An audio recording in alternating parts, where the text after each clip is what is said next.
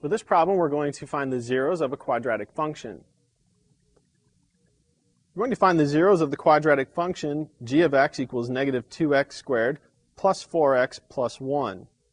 To find the zeros, we need to find where g of x is equal to 0. That means we need negative 2x squared plus 4x plus 1 is equal to 0. When we solve the quadratic equations of this type, we often want to try factoring first because it's often quick and easy. In this particular case, factoring won't work, so we're going to rely on the quadratic formula. To do that, we need to identify the coefficients on the left-hand side.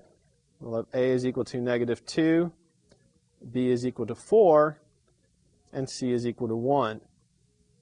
If we plug these into our quadratic formula, we get x is equal to negative 4 plus or minus the square root of 4 squared minus 4 times negative 2 times 1. And then all of that is over 2 times negative 2.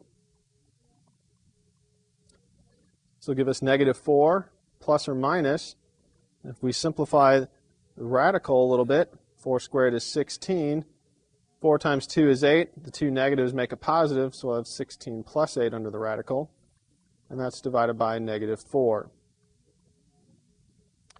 So this gives us negative 4 plus or minus the square root of 24 divided by negative 4. We can simplify this radical, as 4 is a perfect square, and that's a factor of 24. We'll end up with x is equal to negative 4 plus or minus 2 root 6, all divided by negative 4. Next, we're going to cancel a common factor of negative 2. So we could factor a negative 2 out of the numerator. We'd have negative 2 times 2 plus or minus the square root of 6. That's our numerator.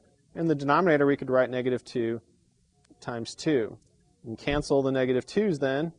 We'll have x is equal to 2 plus or minus the square root of 6 divided by 2. Therefore, the zeros will be 2 minus the square root of 6 over 2, and 2 plus the square root of 6 over 2.